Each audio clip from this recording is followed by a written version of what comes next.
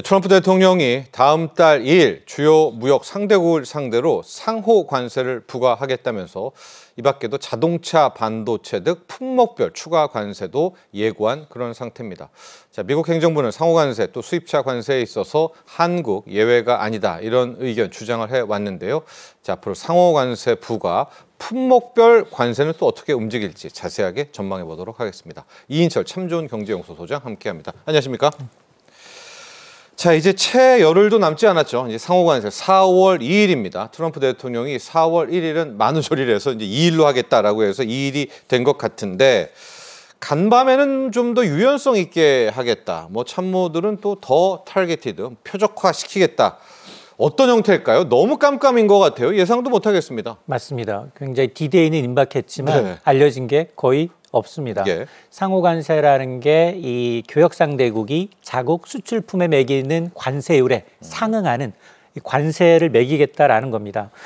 그런데 이게 이제 코에 걸면 코걸이, 귀에 걸면 귀걸이입니다. 왜냐? 관세율만이 아니라 비관세 장벽. 네.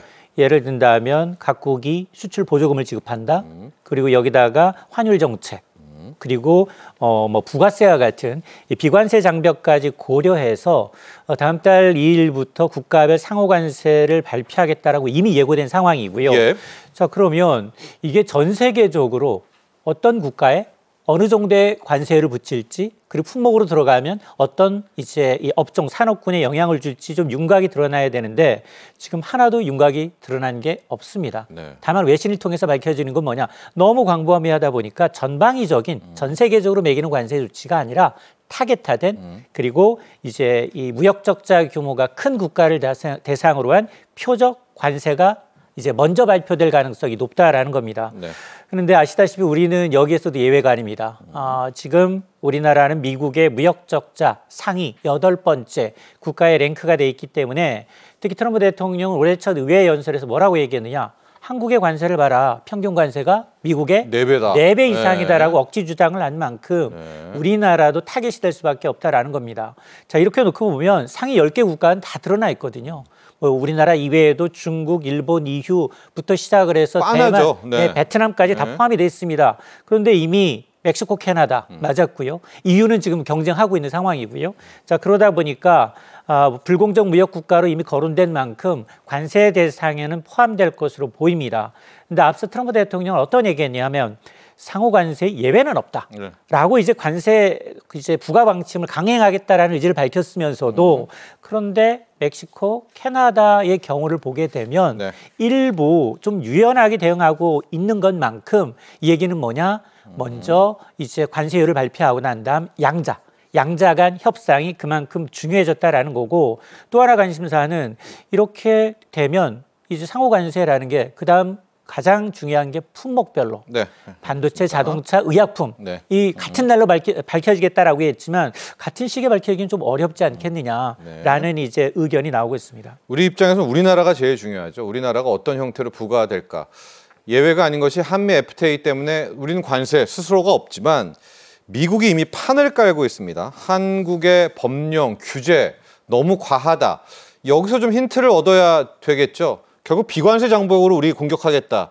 뭐 이런 걸 좀 예고했다. 이렇게도 우리가 파악해 볼 수 있겠지 않습니까? 맞습니다. 이제 트럼프 행정부의 상호 관세가 예고가 된 가운데 미국의 이 상공회의소, 미국의 기업의 입김을 그대로 반영하는 상공회의소나 서비스 산업협회가 미 USTR, 미 무역대표부에 이런 이제 외국 기업들의 불합리한 비관세 장벽을 꼭 집어서 보고서를 제출했습니다. 비관세 장벽입니다. 그렇습니다. 그러면서 한국의 경우에는 이 경영자 형사처벌 방식을 이제 손꼽고 있고요. 이 외국계 기업에 그리고 예고 없는 변경 시행이라든가 공정위의 조사 방식 등을 외국 기업, 특히나 이제 미국 기업에 불리합리하다라고 지정을 하고 있고 이 가운데에서도 특히나 의약품 가격 정책 책정이라든가 예. 그리고 이제 플랫폼 기업에 대한 규제 사항 여기다 스크린 쿼터 제도까지 꼭 집어서 문제를 삼고 있습니다. 예를 들어서 스크린 쿼터라는 건 국내 산업을 보호하기 위해서 적어도 한국 영화 상영일을 74일 이상 의무화하고 있는데 네. 이러다 보니 미국산 영화의 수입이 제한되고 있다. 이런 논리입니다. 네. 자, 그러다 보니까 이게 지금 미국 업계 목소리를 대변하고 있고 그걸 미 무역대표부에 제출한 만큼 앞으로 이제 협상 과정에서 굉장히 우리가 불리한 카드, 미국 입장에서는 이런 다양한 카드를 가지고서 우리를 공격할, 굉장히 압박할 가능성이 높아졌다는 겁니다. 네. 아직까지요. 그 누구도 4월 2일부터 시행하게 될 상호관세 모릅니다. 어떤 형태일지 모르는데 몇 가지 좀 힌트가 있는 것이 더티 15. 그러니까 미국 입장에서 더티한 국가겠죠. 15개 국가를 자기네가 지정을 해서 정말 혹독하게 대하겠다. 이런 건 좀 언급을 했거든요. 우리나라가 아직 더티 15에 들어갈지 안 들어갈지는 모르는데 앞서 이제 무역 적자국이 더티 15과 좀 비슷하게 된다면 우리도 들어갈 가능성은 높죠. 맞습니다. 네. 한국민이 네. 러브 다음으로 많이 하는 단어가 야 무서워서 피하냐? 더티해서 피한다라는 더티, 더러운의 더티거든요. 네. dirty. 예, 네. 이 15개 이 더티 15이라는 게 이 트럼프 행정부가 지금 추진하고 있는 이제 상호관세 정책의 주요 타깃 국가입니다. 네. 미국 입장에서 보면 무역 적자를 너무 크게 안기고 있고 높은 관세나 비관세 장벽을 적용하는 국가, 그렇기 때문에 차별 국가라는 겁니다. 그래서 전 세계 국가의 약 15%, 아마 업계에서는 15개 내외의 네. 국가가 적용되지 않겠느냐라는 건데요. 앞서 스콧 베네트 미 재무장관이 이들 15개 국가에 대해서는 미국의 상당한 관세와 비관세 장벽을 부과하고 있다라면서 무역 보복의 네. 이제 대상으로 삼겠다라는 겁니다. 우리나라 지난해 이제 대미 무역 흑자 규모가 660억 달러, 한 96조, 네. 100조 원 가까이 되는데 세계 8위에 해당하고요. 그렇다면 당연히 15손가락 안에 들어갈 가능성이 높다라는 겁니다. 예. 이렇게 되면 우리 주력 수출 품목이 당장 타깃이 되거든요. 반도체, 자동차, 수출품에 고율의 관세가 부과될 가능성이 높은데 물론 뭐 트럼프 대통령은 예외 없다, 강경한 입장을 밝히면서도 앞서 제가 이제 멕시코, 캐나다의 경우에는 양자 협상을 통해서 일정 부분 자동차나 이런 이제 원유의 경우에는 관세를 낮추거나 유예하는 것을 받겠다면 아하, 이제 앞으로 양자 간 협상이 그만큼 이제 중요해졌다라는 얘기이고요. 안더큰 산자부 장관도 뭐 2차례 이상 이제 미국을 방문해서 하워드 러트닉 상무장관과 만났습니다만 당장 관세 철회를 이끌어내기는 쉽지가 않다라고 이제 얘기를 하고 있는 만큼 만에 하나 이제 더티 15에 포함이 된다면 직접적으로 우리가 양자 협상을 통해서 이걸 얼마나 빨리 관세를 유예하거나 낮출 수 있는지 이게 지금 관건입니다. 네. 앞으로 이제 협상력인데요. 그런데 우리는 좀 답답합니다. 가령 이제 인도 같은 나라는 워낙 미국에 대해서 많이 높은 관세를 부과했기 때문에 낮출 수가 있는데 우리는 지금 뭐 특별하게 미국 제품에 관세도 부과하지 않고 있지 않습니까? 근데 오늘 새벽에 트럼프 대통령이 flexibility, 유연하게 대처하겠다. 즉, 먼저 양보하거나 먼저 선물을 갖고 오면 좀 봐주겠다. 이런 뉘앙스를 줬단 말입니다. 근데 우리가 뭐 줄 게 있어야죠. 우리는 이미도 무관세인데요, 상호간에. 뭐 어떻게 우리가 전략을 짜야 돼요? 맞습니다. 이제 트럼프 대통령이 굉장히 강하게 나가면 실무진, 재무장관이라든가 상무장관이 유연하겠다라고 이제 얘기를 하고 있습니다. 네. 그러면서 이제 상호관세 발표를 앞두고 스콧 베네트 재무장관 역시 불공정 무역을 자발적으로 이제 수정하는 국가들에선 관세를 피하거나 예. 낮출 수 있다라고 연결한 겁니다. 예. 그러면서 대표적인 사례 국가를 인도를 꼽고 예. 있습니다. 인도가 지금 미국과 사전 협상을 통해서 미국산 고가의 오토바이 그리고 위스키에 대해서는 관세율을 대폭 인하했고요. 또 앞으로도 미국산 자동차, 화학 제품에 대해서도 추가 수입 관세 인하를 검토하고 있다라는 겁니다. 네. 이런 이제 인도의 어떤 선제적인 조치를 취한 점을 긍정적 사례로 롤모델로 지금 얘기를 하고 있는 상황이기 때문에 우리도 이제 유사한 전략이 좀 필요한 상황인데요. 이 말은 무슨 얘기냐? 관세 부과가 되기 전에 사전 양자 협상을 통해서 불공정하다라고 지적받은 부분, 제도나 규제를 선제적으로 낮춘다면 예. 고율의 관세는 좀 피할 수 있다라는 얘기인데요. 먼저 선물 가져와라 이런 거겠죠. 맞습니다. 네. 자, 그러다 보니 지금 이 우리나라 정부 역시 지금 뭐 단기적인 성과보다는 장기적으로 이제 현실적인 어떤 선제적 협상을 좀 펴야 되는 상황인데요. 우리가 내세울 수 있는 것들이 한계가 있어요. 에너지 수입 확대라든가 개미 투자를 늘리는 것도 있습니다만 이건 기업들과 같이 나가야 되는 부분이고요. 그렇죠. 또 하나가 이제 조선과 방산 분야 협력 등 미국이 크게 관심을 갖고 있는 분야를 고려한 적극적인 전략이 필요하고 또 하나가 지금 미국이 지적했던 이 비관세 장벽을 조금 완화하면서 미국의 우려사항을 우리가 상당 부분 개선했다. 이런 해소하려는 노력이 무엇보다 중요해졌습니다. 네. 뭐 일본 같은 나라는 미국의 보잉한테 지금 비행기 뭐 엄청 사겠다. 다 지금 미국한테 선물을 베풀고 있습니다. 우리의 안덕근 산업부 장관 미국에 가서 이제 러트닉 상무장관과 많은 이야기를 했다라고 합니다. 그리고 어제 귀국을 했는데 자, 줄 것, 받을 것, 뭐 피해갈 것 이런 거 얘기를 아웃라인을 좀 잡고 온 것 같습니다. 자, 어떤 이야기, 좀 어떤 진전이 있었을까요? 그렇습니다. 지금 주무부서 장관인 안덕근 산자부 장관은 이미 2차례 이상 방문을 해서 미국 고위 당국자들과 이제 연쇄 이 면담을 진행하면서 선제적 대응에 나서고는 있습니다. 안 장관은 미국의 상무부 장관 그리고 에너지 장관 등을 만나서 한국이 관세 조치에서 우호적 대우를 받을 수 있도록 요청을 했고요. 특히나 우리가 지금 최근에 이제 굉장히 이슈가 됐던 게 민감 국가 명단에서 한국이 제외되도록 실무 협의를 시작은 했습니다. 범정부적 이제 노력은 하고 있습니다만 그러나 미국이 예외 없는 상호 관세 원칙을 고수하고 있는 가운데 물론 뭐 협상의 여지는 남겨뒀습니다만 안 장관도 이걸 인정하고 있습니다. 처음부터 면제 조치를 받아내는 건 사실상 좀 어렵다. 불가능하다라는 판단을 하고 있고요. 상호관세 부과 이후에도 지금 지속적인 협상을 통해서 그 여파를 줄여나가는 것이 중요하다. 이미 철강과 알루미늄은 관세 부과가 시작됐기 때문에 이런 점을 감안해서 지금 우리도 지금 기업별로 이제 대미 투자도 가시화되고 있습니다. 대한항공의 경우에는 앞서 나왔습니다만 이제 이 보잉 항공기뿐 아니라 미 GA 에어로스페이스로부터 엔진까지 2033년까지 총 48조 원 상당의 계약을 한 상황이고요. 우리도 했습니다. 맞습니다. 트럼프 정부가 그리고 이런 관세 정책을 홍보하면서 가장 많이 언급된 게 현대차의 조지아 공장이에요. 메타플랜트가 이제 생산 가동하게 되는데 여기 생산 인력을 더 늘리겠다는 겁니다. 연간 50만 대까지 생산 인력을 늘리라는 발표를 하고 있어서 실질적으로 우리 기업들이 조금은 가시화되는 성과를 내면서 협상을 가져가야지 우리가 협상 전략에서 조금 유연할 수 있다라고 봅니다. 오늘 또 알래스카 주지사가 이제 대만 거쳐서 우리나라로 왔습니다. 그래가지고 아마 이제 알래스카 가스관 협약도 맺게 되고 이런 점은 우리가 이제 선물로 줄 수 있는 대목이거든요. 이런 것들 레버리지를 좀 활용해서 좋은 협상을 계속 이어갔으면 좋겠습니다. 자, 이렇게 상호 관세를 정리해 보고요. 근데 트럼프 이기는 상호 관세뿐만이 아닙니다. 품목별 관세도 무서운데. 철강 알루미늄은 됐고 이제 나머지 3개 분야가 있어요, 소장님. 하나가 자동차, 반도체, 의약품입니다. 일각에서는 4월 2일 같이 시작할 수 있다고 하고 품목별은 또 뺄 수도 있다고 하고 이것도 실은 깜깜이거든요. 이제 품목별 관세 이야기 좀 해볼까요? 맞습니다. 당초 이제 4월 1일 주요 무역국 대상으로 해서 이제 상호 관세와 발표와 함께 말씀하셨던 3개 품목, 자동차, 반도체, 의약품에 대해서도 특정 품목에 대한 추가 관세를 도입할 계획이다라고 이미 밝힌 상황입니다. 그러면서 앞서 트럼프 대통령 그러면서도 특정 이 경우에는 상호 관세와 품목별 관세가 동시에 부과될 수 있다. 이렇게 엄포를 넣었습니다.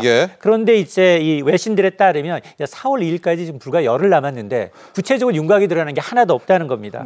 그러다 보니 품목별 관세 시행은 다소 이제 늦춰질 가능성이 있다라는 건데요.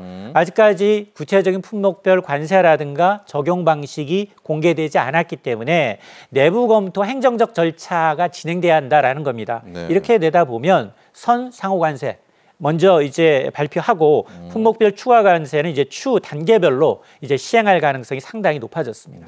자동차를 한번 들어가 볼게요. 앞서도 우리 메타플랜트 아메리카 조지아 공장을 이제 수요일 날 아마 준공식을 할 것 같은데 미국 내에서 자주 언급하고 있거든요.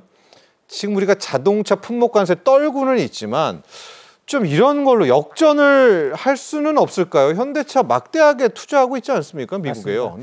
지금 자동차는 우리는 대미 수출 1위 품목이기도 하고요. 그리고 미국이 이제 대미 적자의 거의 한 70%가 자동차에서 나오기 때문에 자동차는 우리나라뿐 아니라 EU와 같은 일본과 같은 이 자동차 대국에도 영향을 미칠 수 있는 일본도 사안입니다. 떨고 있습니다. 맞습니다. 자, 한국 자동차 업계가 지금 한미FTA에 따라서 그동안은 이제 무관세로 거의 이제 관세 없이 수출해 왔는데 앞으로는 이제 면제가 좀 불가피한 상황입니다. 자, 그러다 보니까 한국산 자동차의 대미 수출 의존도는 이미 지난해 전체 수출 가운데 27%가 미국향이고요. 지난해 국내에서 생산한 자동차 413만 대 가운데 3분의 1에 해당하는 143만 대가 이제 미국으로 가고 있고 부품까지 포함하게 되면 대미 수출 의존도가 36%가 넘습니다. 예. 자, 그러다 보니까 이게 특히 이제 중소부품사의 경우에는 관세에 더 민감하거든요. 25%의 자동차 관세가 부과가 된다면 중국의 이제 대미 투자 여력이 부족하기 때문에 직접적인 타격이 불가피합니다. 네. 그렇다 보니까 이제 한국산업연구원은 미국이 실제로 자동차에 대해서 25%의 관세를 부과할 경우 한국의 대미 수출은 무려 한 20% 넘게 줄어들 수 있고요. 네. 국내 자동차 생산도 적게는 70만 대, 많게는 90만 대까지 줄어들 수 있을 것으로 보여서 네. 자, 이렇게 되면 사실은 실제로 현실화되게 되면 더 큰 문제는 뭐냐?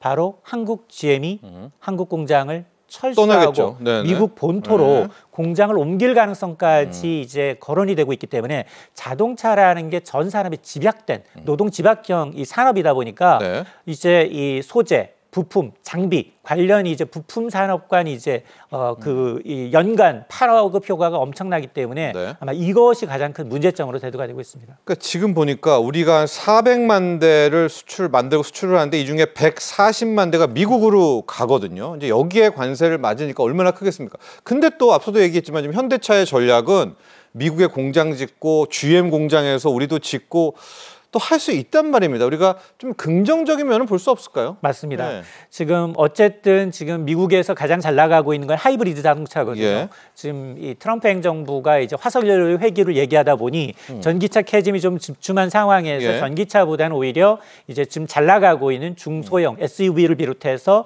이런 이제 하이브리드 차량을 이제 메타 플랜트에서 좀 더 라인을 개성해서 네. 여기서 좀 더 이제 약간 바꾸는 거죠. 바꾸는 예, 겁니다. 예. 바꾸는 라인을 통해서 이제 미국의 이제 어떤 탄력적으로 대응하겠다라는 얘기거든요. 예. 근데 이제 미국의 경우에는 지금 트럼프 라스트 트럼프예요. 4년 정도는 지금 이런 식으로 화석 연료 회기를 얘기하겠지만 정권이 바뀐 이후 그리고 레임덕 기간이 빠진다면 이게 다시 이제 전기차로 회귀할 가능성도 상당히 높습니다. 네네. 그러다 보니까 중장기적으로 지금 조지아 있고 알리바마의 공장을 갖고 있잖아요. 그러니까 여기다 더 투자를 할 것인가? 아마 이제 트럼프 행정부의 경우에는 더 요구를 네. 하겠지만 네. 그러나 아마 이제 메타 플랜트에서 확대 적용함으로써 우리는 어느 정도 이 부분에 대해서는 좀 발을 빼려고 할 가능성이 높지만 네. 아마 이제 트럼프 행정부가 기존의 바이든 행정부 때 했던 투자보다도 더 많은 것을 요구할 가능성도 좀 배제할 수 없다고 봅니다. 네. 자동차 부디 K 자동차에게 좀 유리한 쪽으로 풀어갔으면 좋겠습니다. 수요일입니다. 이제 조지아 메타 플랜트 공장 좀 준공식 할 때 현대차 좀 많이 좀 언급하고 우리도 좀 이걸 가지고 좀 협상의 기술을 좀 세웠으면 좋겠습니다. 철강 가보도록 할게요. 지금 미국도 그렇지만 철강, 알루미늄 중에 이 철강, 유럽도 덩달아서 공격을 하면서 불똥이 전체 세계 철강 시장으로 튀고 있습니다. 그렇습니다. 예. 지금 고래 싸움에 우리는 좀 새우등 예. 터지는 격인데요. 지금 유럽연합이 미국의 철강과 알루미늄에 대해서 고율의 관세에 대응해서 긴급 무역 조치를 추진하겠다라는 겁니다. 유럽 연합입니다, 이제. 그렇습니다. 예. 유럽연합이 4월부터입니다. 철강 수입량을 최대 15%까지 감축하겠다는 겁니다. 네. 이는 철강 세이프가드 조치를 더 강화하는 방식인데 한국은 지난해 기준 EU의 철강 수입국 상위 3번째입니다.